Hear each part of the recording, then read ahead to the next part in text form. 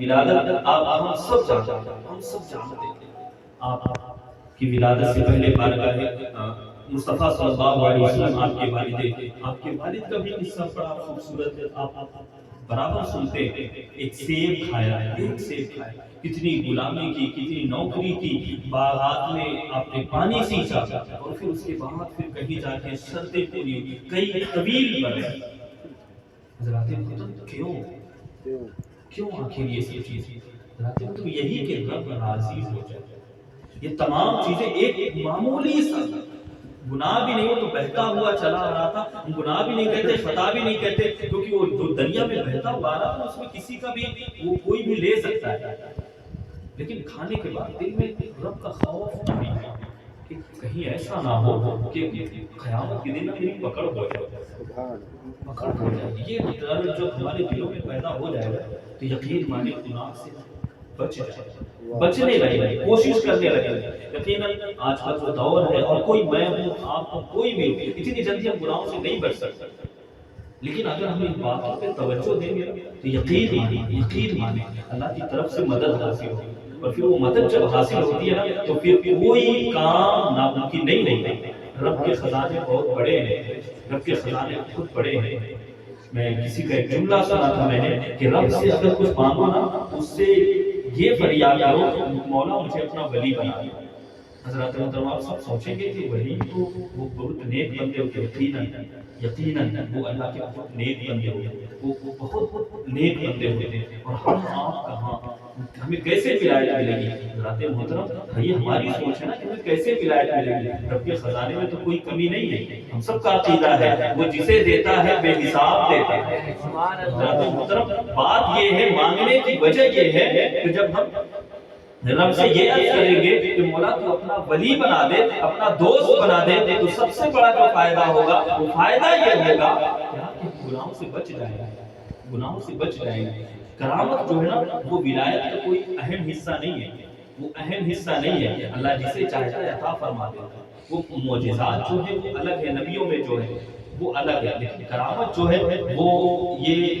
اہم حصہ نہیں ہے۔ تو حضرات محترم رب سے مانگے تو ایسی چیزیں مانگے کہ رب کی خشیت، رب کی جو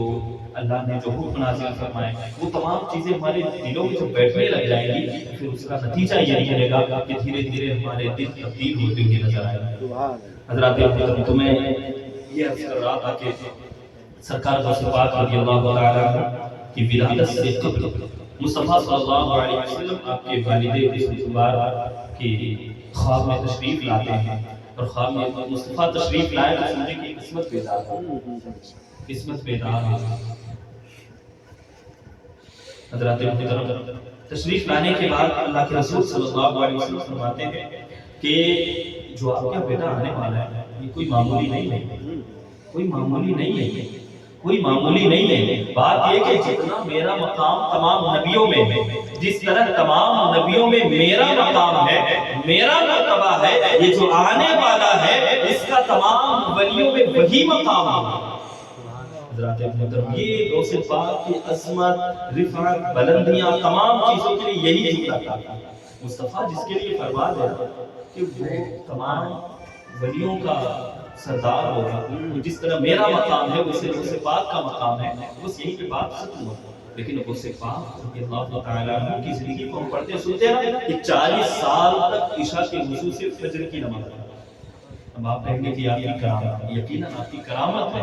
اور بہت سے لوگ یہ بھی باتیں کرتے ہیں کہ عشاء کی نماز آپ آخری وقت میں پڑھتے ہیں اور اس کے بعد فوراً فجر کی نماز پڑھتے ہیں۔ ایسے نادانوں کو بتائیں کہ بات یہ ہے کہ آپ عشاء کے وضو سے جو فجر کی نماز پڑھا کرتے تھے وہ یوں تھی کہ آپ عشاء کی نماز پڑھایا کرتے تھے، اور جب پھر آپ جنگلوں میں عبادت کرنے لگ گئے تو آپ پڑھا کرتے تھے، اور اس کے بعد پوری رات میں جب تک وہ وقت ہوتا آپ ایک مرتبہ مکمل قرآن پاک کی تلاوت فرمایا کرتے تھے، پورے قرآن پاک کی تلاوت رات میں، پھر اس کے بعد فجر کی نماز ادا ہوتی تھی۔ حضرت محترم ہم جن کی باتیں کرتے ہیں ان کی زندگی پڑھتے ہیں تو اتنا رات بھر میں قرآن پاک، اور ہم اور آپ صرف رمضان میں قرآن پاک کی تلاوت۔ سب کی باتیں نہیں کرتے، لیکن اب اس سرزمین میں سے ایسے رات محترم آج انہی کی 11ویں ہے، آج عہد کر کے اٹھے کہ غوث پاک کا فیضان لے کر اٹھنا ہے، غوث پاک کا صدقہ لے کر اٹھنا ہے، اور وہ کرم لے کر جانا ہے کہ غوث پاک ایک رات میں قرآن مقدسہ کی تلاوت فرمایا کرتے تھے۔ اللہ توفیق دے گا کہ ہم ایک رات میں نہیں لیکن ایک ماہ میں ضرور قرآن پاک مکمل تلاوت کریں گے۔ حضرات محترم جن کی باتیں کرتے ہیں ان کی باتوں پہ عمل بھی کرنا چاہیے، یہی تو عشق ہے نا۔ عشق کی دعوے بہت آسان ہے، عشق کی دعوے بہت آسان ہے۔ ہم نے سنا نہیں حضرت بلال حبشی کے واقعات نہیں سنے، حضرت سلمان فارسی نے کتنا سفر کیا آپ نے نہیں سنا، حضرت خباب جن کی پیٹھ جلی ہوئی تھی آپ نے نہیں سنا۔ یہ عشق جو ہے نا ایسے آسانی